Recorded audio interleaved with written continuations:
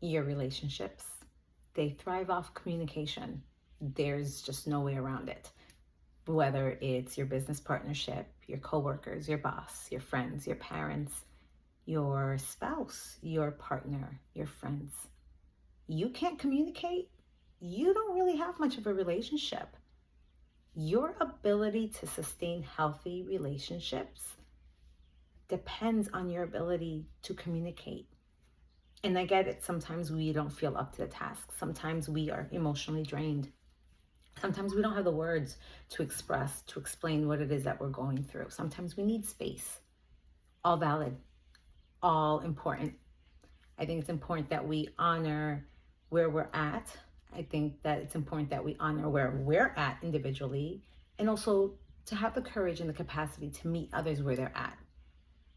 But my ability to understand your wounds and your past traumas, and that perhaps you need some space and time to gather your thoughts, isn't a license for you to shut down and not communicate. There is a difference between you needing a moment to gather yourself and complete avoidance. I couldn't tell you what that time frame looks like. I don't think there is a specific number of days or weeks.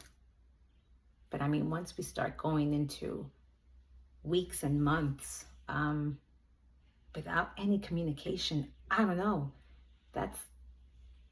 Is that even a relationship at that point? There's no communication. And I think at the very least, it's fair enough to say, I need a minute, or this is heavy and I need to process this, or I'm not sure where I'm at.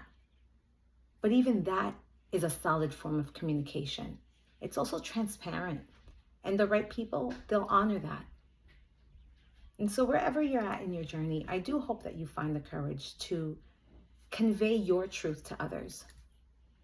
And if you're finding that who you're conveying your truth to can't hold it, then I think that's also very telling. Because the truth is, we need safe relationships in our lives. We need safety, our nervous system, our body. We've been through enough trauma, so much abandonment, so much neglect, so much hurt, and so much pain. I think it's time that you surround yourself with people who allow you to feel safe enough where you can verbalize your authenticity, your truth, where you can communicate that and not worry about feeling shame or guilted. And so I leave you with that. If you can't communicate yourself freely, perhaps it's a reflection of your wounds in your past. Perhaps it's a reflection that maybe you weren't taught that as a child, that you've struggled to learn that along the way throughout life.